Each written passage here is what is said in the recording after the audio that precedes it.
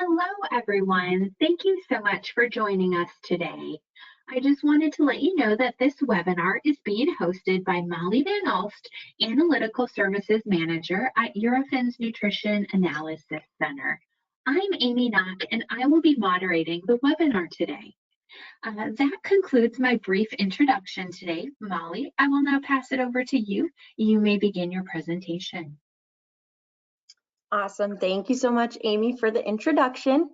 As Amy mentioned, my name is Molly Van Alst, and I'm the Analytical Services Manager at our Eurofins Nutrition Analysis Center in Des Moines, Iowa. As you all know, today we're going to talk about the proposed changes to the FDA's healthy definition. And as Amy also mentioned, there will be a short Q&A after the presentation, so we'll leave a few minutes for those to ask some questions live as well.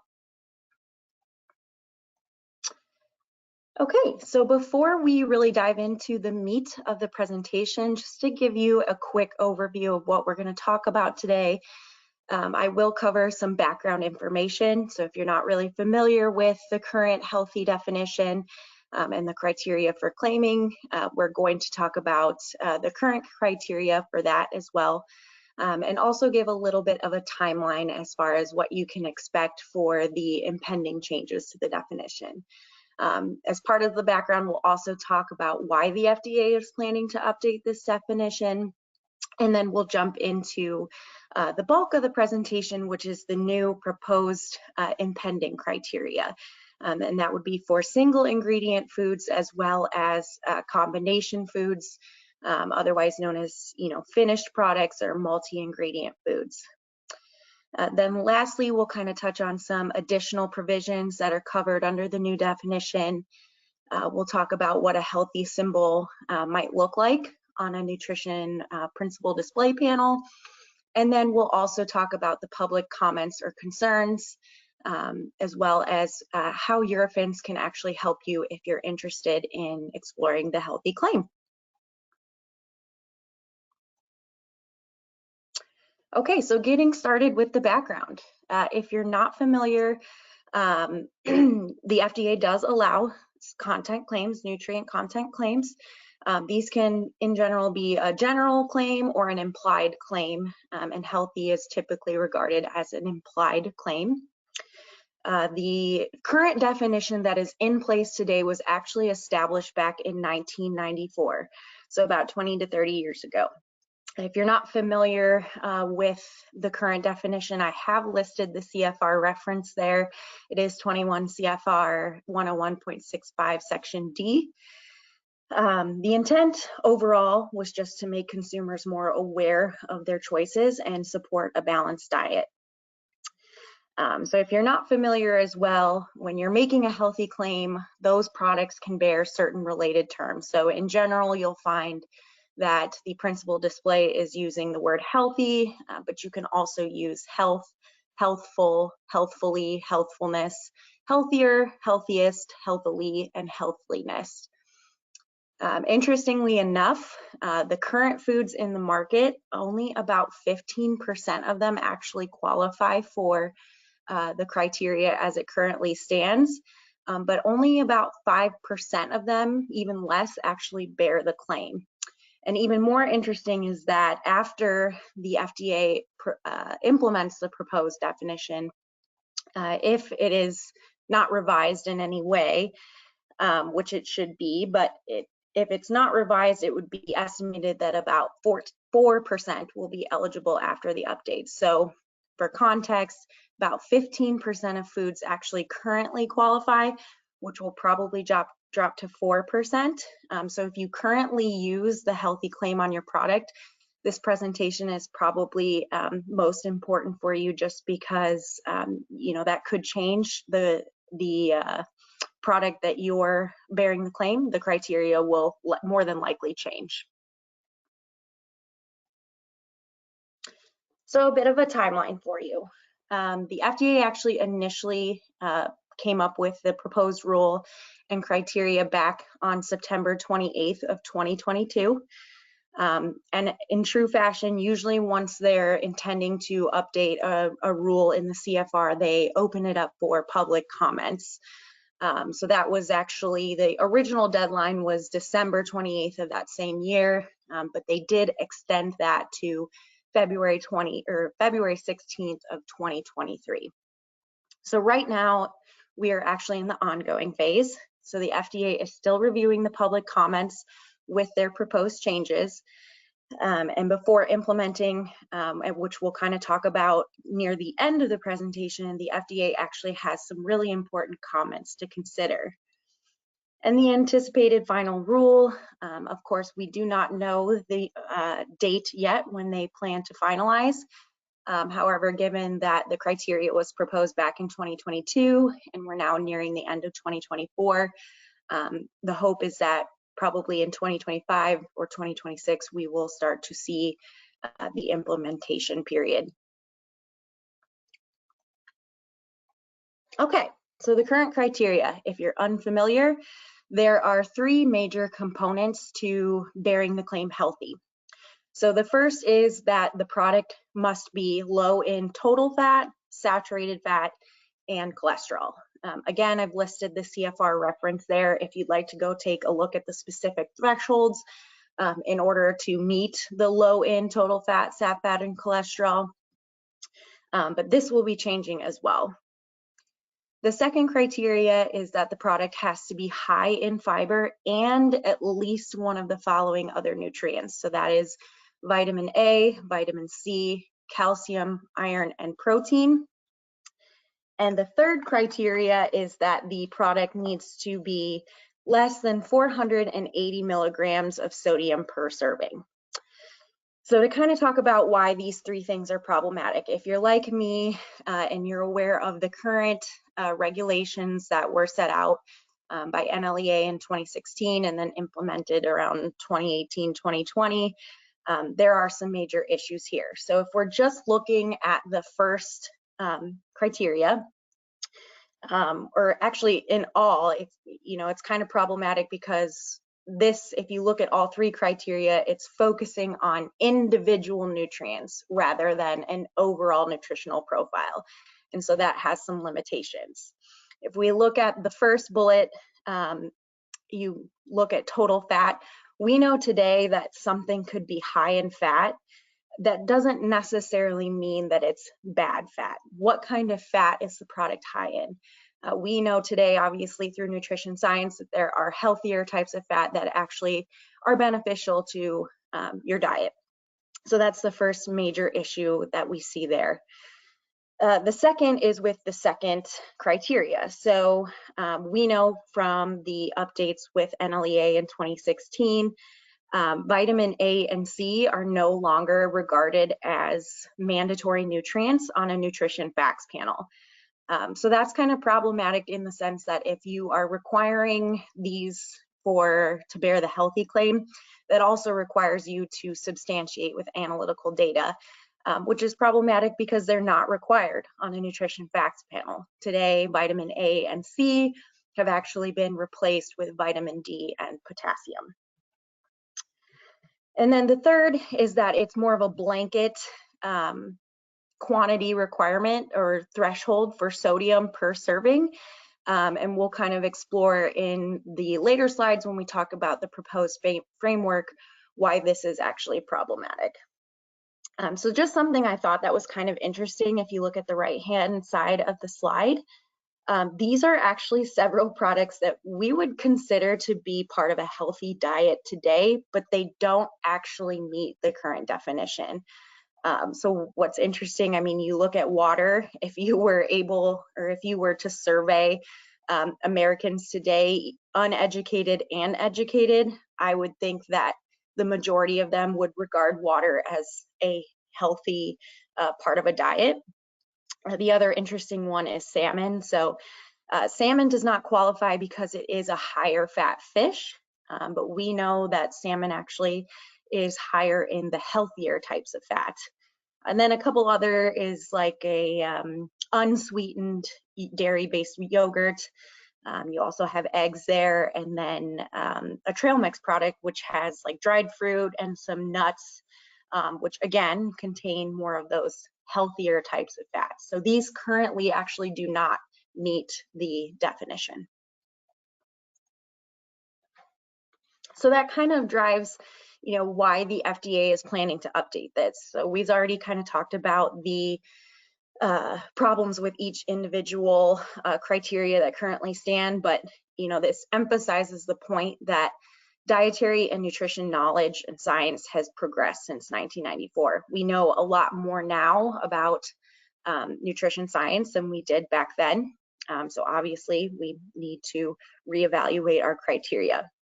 And then again, as previously stated, the current criteria does not align with the updated nutrition facts panel requirements, nor does it align with the dietary guidelines for Americans, or DGAs, which is actually in part what the FDA uses to make these nutrition regulations. And then lastly, and probably most importantly, is that claims based on current data will improve our public nutrition.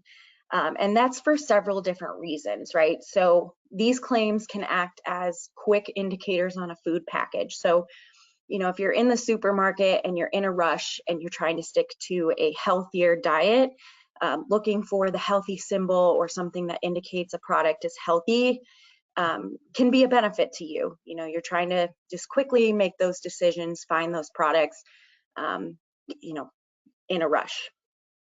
In kind of a similar fashion, it's actually useful to an uninformed consumer. So many of us within the industry probably have a decent understanding of how to read a nutrition facts panel and what nutrients to stay away from, what we might need more of. When you're looking at the average consumer that's kind of uninformed and they're looking at the nutrition facts panel values, that can be kind of daunting to them. They might not understand what they're looking for. So updating the current criteria and implementing a healthy symbol can again actually help those uninformed consumers make better decisions when they're choosing products to purchase.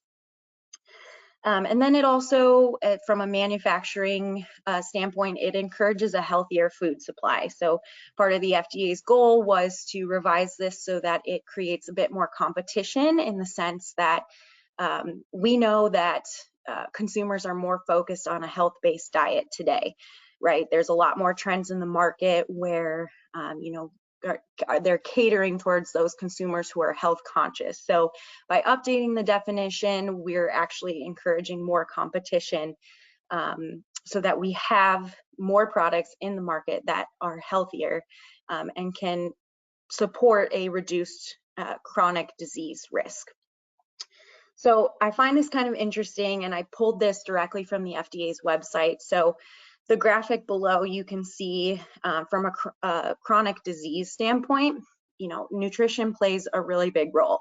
So 75% of us actually don't get enough veggies, fruits, or dairy. 63% of us exceed the limit for added sugars. 77% of us exceed the limit for saturated fat. And 90% of us exceed the chronic disease risk reduction limits for sodium. So this update to the definition kind of supports the notion that the FDA, would like us to try and eat better.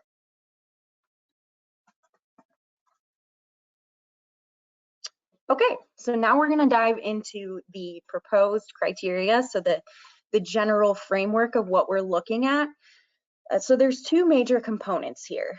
The FDA is proposing that we start focusing on food groups rather than just limiting certain nutrients. Limited nutrients will still be part of the new definition, but there's some changes to that. So with the first component on food groups, they've identified 6, which are generally regarded to be part of a healthy diet because they contain important nutrients that we need to support a healthy diet. So those would be fruits, vegetables, grains, dairy, proteins, and then certain oils. And then the limiting nutrients in tandem with those food groups that they want us to focus on are saturated fat, so no longer total fat. We're just looking at saturated fat. Sodium is still a requirement, but there are some changes. And then added sugar, so no longer cholesterol. We're now looking at added sugar, which makes sense because there's more processed foods within the market today that actually contain added amounts of sugar. So to kind of dive into why they changed those limiting nutrients, which basically expands on my earlier point. Saturated fat instead of total fat, we know this is the saturated fat actually is the one that raises your LDL cholesterol, which is your bad cholesterol, right? And that's known to increase the risk of heart disease. We know today there are good types of fats. Those would be your unsaturated fats versus your saturated fats, and those actually help lower your LDL and reduce the risk of things like heart disease, stroke, and other health-related problems. So if you're unaware, there's two types of unsaturated fats. We have monounsaturated, which those do help lower the LDL and raise the HDL, which is your good cholesterol. And you can find that in things like certain oils. So olive oil is a good example. Avocados is a really good example. And then certain nuts and seeds. So some almonds, cashews, pumpkin, sesame seeds. And then you have your polyunsaturated fats. So there's two types of those.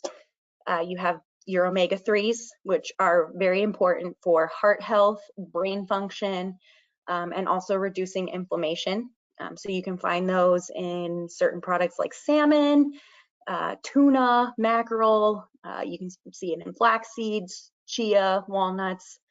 And then lastly, you have the omega-6, which make up your polyunsaturated. These are important for health, but they should be consumed in moderation, just like all things. But you can find these in sunflower, corn, oils, as well as certain nuts, so pine nuts, seeds like sesame and sunflower. With sodium, we've always kind of known that this can increase health-related problems, so that's why it's continuing to be monitored under this new general framework.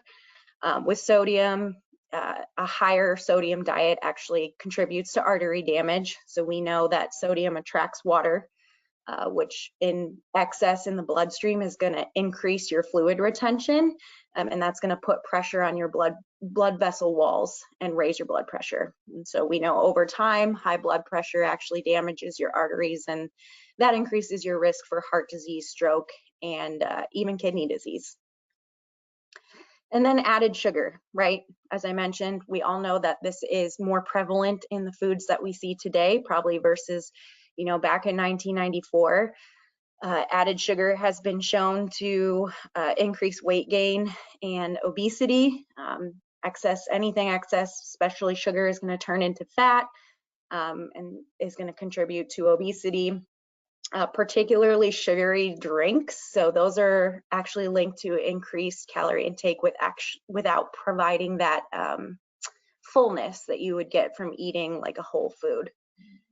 And then we also know, obviously, added sugar contributes to things like type 2 diabetes, also heart disease, liver disease, and then some things that, maybe commonly aren't thought about. So dental problems like tooth decay.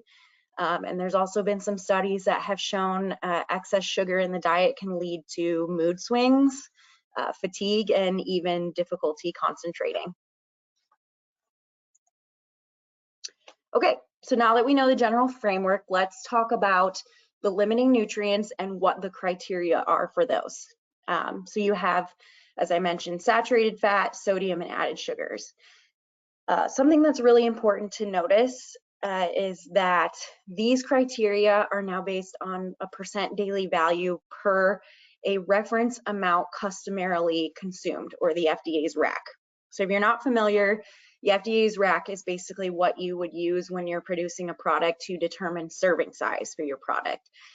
It actually is part of the regulation that you consult the RAC before you determine a serving size. So you really cannot just make up your own serving size willy-nilly. You're supposed to consult the RAC. There are exceptions, obviously, if it's a novel product or you can substantiate in some way that the reference amount currently listed does not fit your product. The FDA can make certain exemptions, but overall, you need to follow the customarily consumed serving sizes. So that's kind of important here, because if you are not following the RAC and you're not, your serving size does not match the customarily consumed, you're going to have a lot harder time substantiating a healthy claim, because The values are based on the percent daily value of that specific serving. So a saturated fat, you have a limit of less than 5% daily value, which translates to 1 gram per serving. There is an exception for dairy, which is 10%, for dairy, seafood, and eggs, actually. And then you also need to meet the low saturated fat nutrient content claim, which can be found in the CFR. With sodium, they're actually proposing a 10% daily value limit per the serving size, so that translates to 230 milligrams. And then for added sugars, they're proposing less than 5% daily value, which is 2.5 grams per serving. And then there is an exception for this one as well. So it's actually 0% of the daily value for fruits, veggies, and protein foods. Now, these two exceptions under saturated fat and added sugars actually have a little bit of controversy behind them, and we'll discuss that a little bit later in the presentation when we talk about the public comments.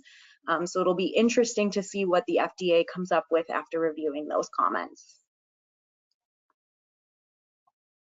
So this slide I'm not really going to walk through. It's actually just a table of, what I stated on the last slide. If you're like me, I find it helpful to have a table of, everything outlined for reference values for quick reference if I need it. As Amy mentioned, we send out the slide deck to you within a few business days. So you will have access and can save this slide if you're interested in, learning a little bit more, or if you want to see if your product specifically qualifies for the proposed criteria. This slide might actually be quite helpful to you. Okay, so now we're going to talk about the combination foods or finished goods. So we know that in the marketplace today, we don't just have single ingredients to choose from. A lot of our options are, mixed type products, finished goods, meal type products. So there's 3 major categories where mixed product and I think meal will probably be the most prevalent and relevant, but there are 3 categories. So to kind of walk you through this, the first is a mixed product. So what that means is you'd have to have at least 1/2 of a food group equivalent from 2 of the different groups that the FDA classified. So, your fruits, veggies, grains, oils, proteins, dairy. You'd have to have half of 2 different groups. And the way that you would determine your limit is you would take the individual limits for each of those groups. You would divide them by 2 and add them together. So we'll use the trail mix on the right-hand side as an example. So looking at this, your food group equivalents are going to be fruit, because you've got dried fruit pieces, and nuts. When you're establishing your limits, both fruit and nuts have a 1 gram saturated fat limit. So you add 1 plus 1, divide by 2, is going to be 1. 1 is your limit. Same for sodium.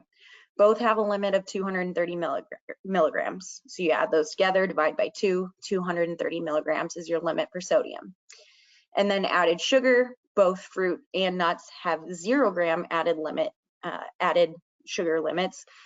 So obviously 0 is going to be your limit there. The second type is a main dish.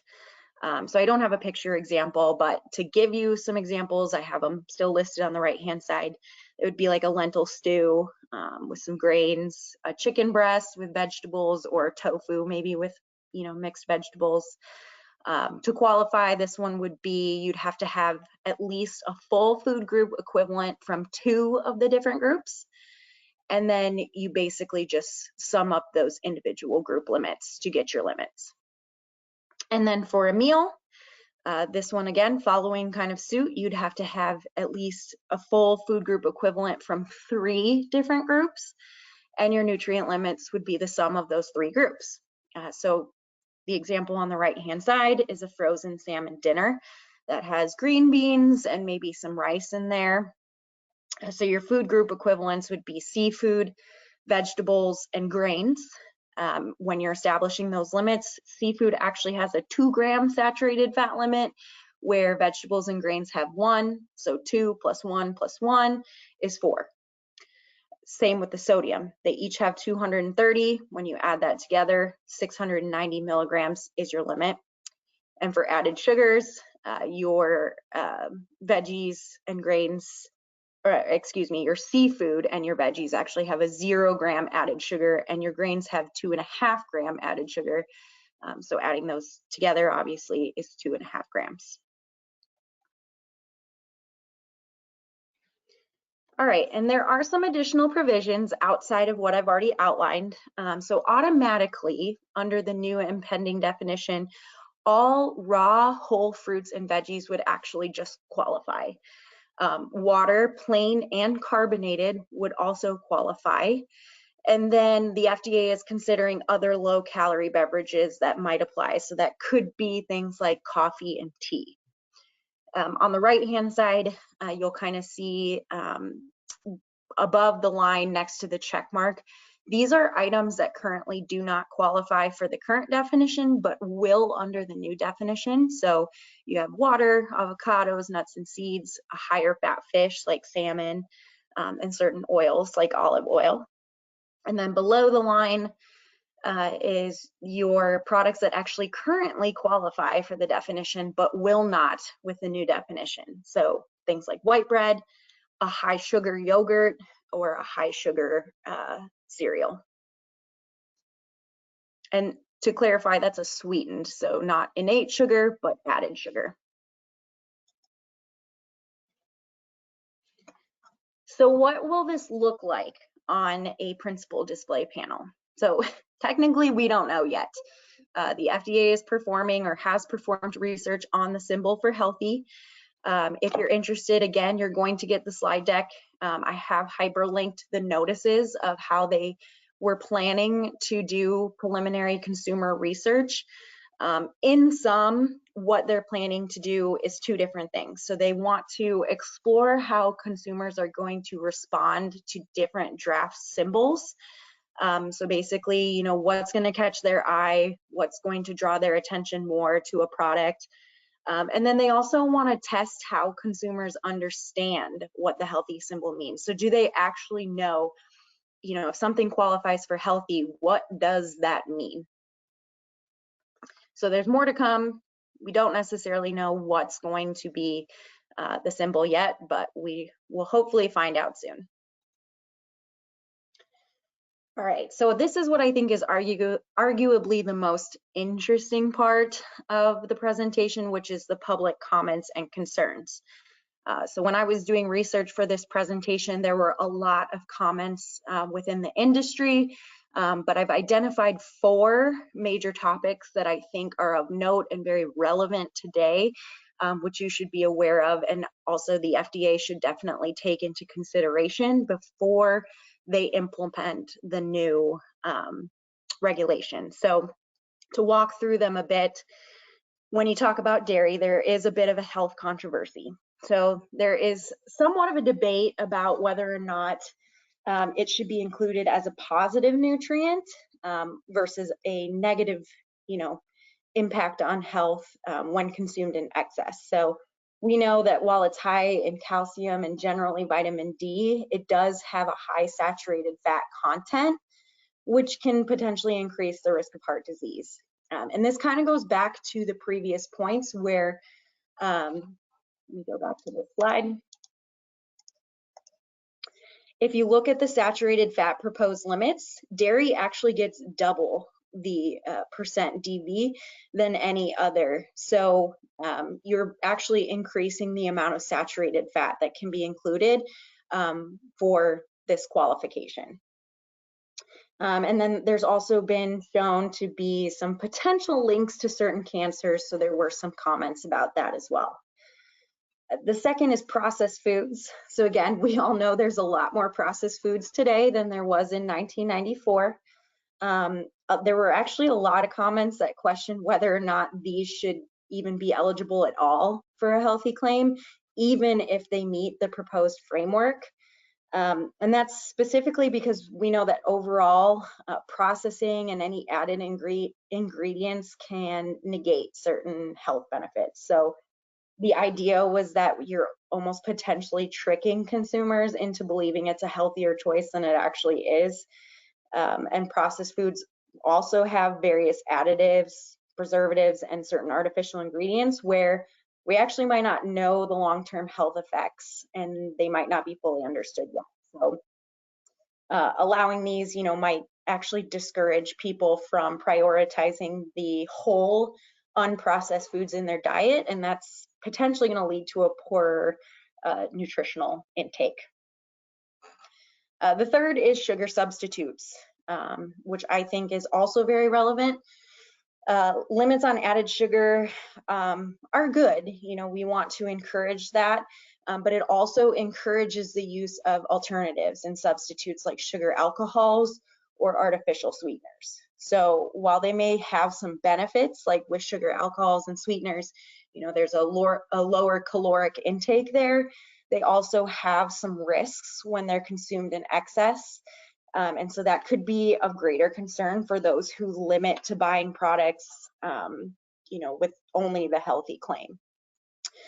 So we know like certain sugar alcohols actually can have a laxative effect when they're consumed in excess. And recently, both xylitol and erythritol have actually been associated with an increased risk of a heart attack and stroke. And that's because some studies have shown that it increases the platelet stickiness, which increases blood clot formation. And lastly, this was probably one where I saw the most comments, was plant-based food. So, the plant-based food industry felt that there was a bias to the animal-based over the plant-based foods. And that's because several different reasons, right? So the proposed criteria allows plant-based foods to be labeled healthy if they contain no more than the 5% DV and 0 grams added sugar. And that was on the FDA's basis that certain plant-based foods are inherently low in sat, fat, and added sugar. Yet the animal-based products, as I mentioned, they're allowed a 10% sat, fat, DV and 2.5 grams added sugar, basically because they might be excluded from being labeled as healthy otherwise. To kind of put that into context, so something like soybeans can contain 5 grams of sat fat per cup. So without the same sat fat allowance, those certain soy products actually wouldn't be allowed to be called healthy. So the FDA in part actually proposed those increase in fat and sugar allowance because it was on the premise that they would also inherently contain more important nutrients. So, vitamin D, calcium, omegas, choline, those are things typically only in animal products. Where the proposed rule actually uses vitamin D as an example of an important nutrient that needs to be consumed from dairy products. But when you think about it, vitamin D is actually not even really naturally occurring in some of those products, and it needs to be added. So kind of controversial in the sense that, it conflicts their point there.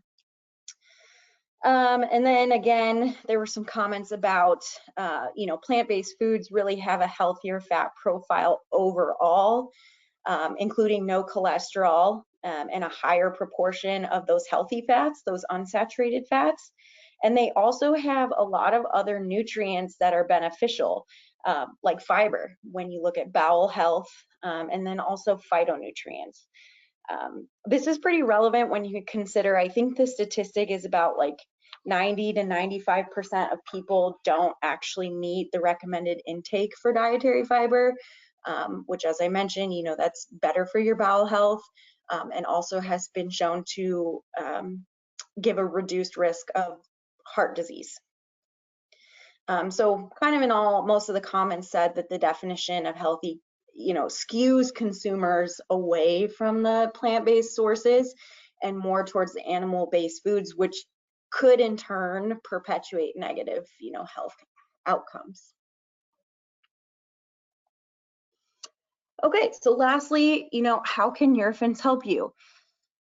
We, especially in Des Moines, we can do individual nutrient testing. So we can test for the saturated fat, via a fatty acid composition. So that would give you your total fat, saturated, unsaturated, all of those good things. We can also do the full fatty acid profile. So if you're looking to identify specific omegas 3s and 6s, we can do that as well. We can also test for sodium, and we can test for total sugars. Added sugars, there is no analytical testing method that can distinguish between added versus innate sugars. So this actually has to be deduced from your formulation. If you're not certain of what that might be, we do have a consulting team and a couple of labs that can actually help you review that formulation and determine your added sugars.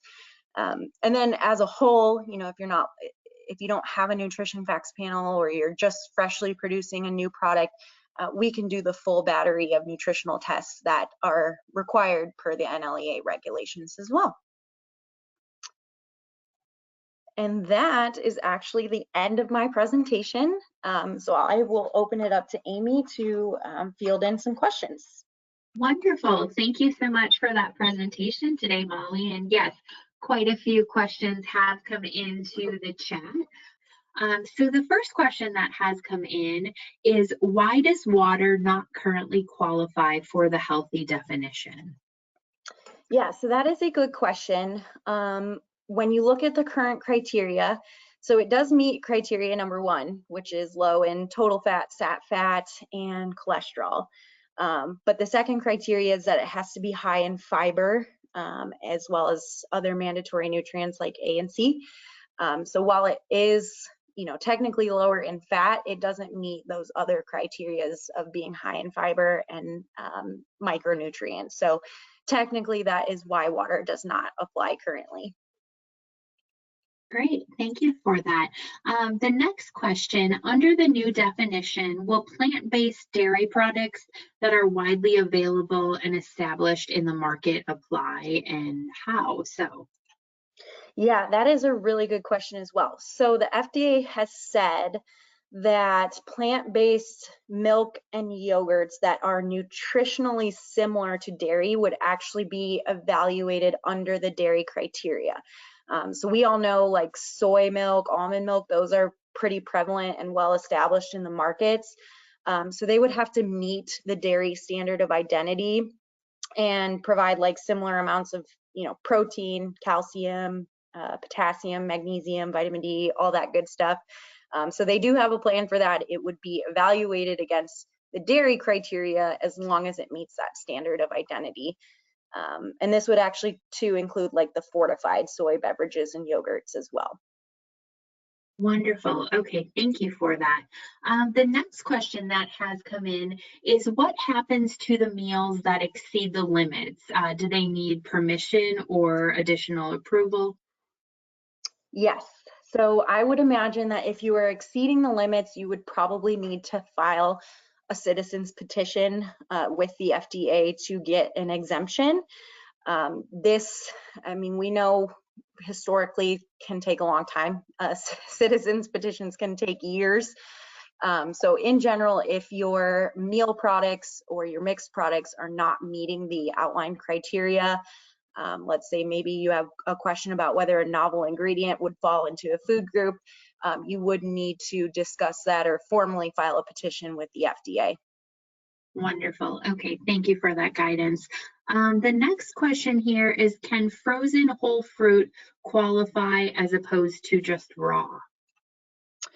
I would imagine so. That's actually a really good question. I would think that if it's not processed any differently, but it's still a whole in the whole form, other than being frozen, could potentially qualify. I think that's probably something, and I think I saw some comments about that when sifting through the public comments. So I can dig into that one a little bit further, and Amy will provide me with, the name of who asked that question so I can follow up as well. Wonderful. Thank you, Molly. The next question that came in is, what about insect-based foods? Yeah, so I think that one is another one where I wouldn't necessarily call it novel, but it doesn't fit into one of those specific food group categories or food group equivalents that the FDA has outlined. So in my mind, again, you would have to seek clarification from them. Will it be treated like dairy in the sense, or plant-based dairy in the sense that, you have to match a certain standard of identity? So I would imagine you'd probably have to match the protein standards. So, the traditional sources where it's like beef, seafood, dairy, those types of things. So that is another one where you'd probably have to seek clarification from the FDA in order to qualify. Wonderful, thank you. The next question is, how will this apply to dietary supplements? That's a good one. I actually don't know the answer to that one. I think this is mostly for, finished food products that are labeled with a nutrition facts panel, not necessarily a supplement facts panel. So I don't know that this would necessarily apply. And the reason I say that is because supplements or things, that have a supplement facts panel, they're intended for exactly that, to supplement the diet with nutrients that we may not necessarily get. So while there are a lot of supplements out there that have the mandatory nutrients like a vitamin D supplement or a calcium supplement, there are a lot of supplements out there as well that have these nutrients that don't have established daily values. And since the new criteria is primarily based on a % daily value of a serving size, I don't know that they would necessarily qualify or apply. Okay, great. Thank you. And it looks like I'm just catching up here. I think that there's just a few more questions here. So the next one, if you added fiber and vitamins to water, would it then meet the current requirements? I would think so, if it's fortified in a way.